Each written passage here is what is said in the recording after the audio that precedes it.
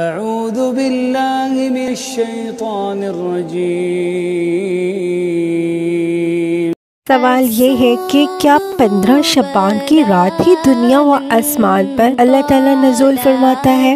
رسول اکرم صلی اللہ علیہ وآلہ وسلم نے فرمایا، ہمارا رب بلند و بالا ہے اور ہر رات کے آخری حصے میں دنیا کے آسمان پر نزول فرماتا ہے اور پکارتا ہے کہ کون ہے جو مجھ سے مانگے اس کی دعا قبول کروں، کون ہے جو مجھ سے مانگے میں اسے عطا کروں، کون ہے جو مجھ سے بخشش طلب کرے میں اسے بخش دوں۔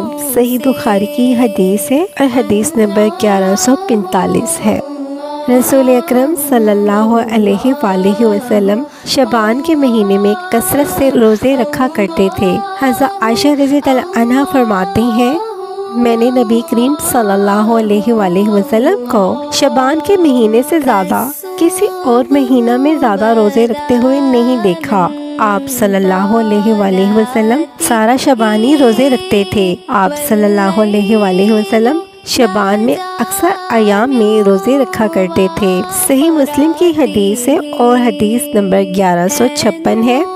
محض 15 شعبان کا روزہ سنت سے ثابت نہیں بلکہ پورے شعبان میں ہی روزہ رکھنا سنت سے ثابت ہے، لہٰذا ہمیں بھی اس پر عمل کرنا چاہیے۔ اللہ سبحانہ و تعالی ہم سب کو سمجھنے اور عمل کرنے کی توفیق عطا فرمائے، آمین۔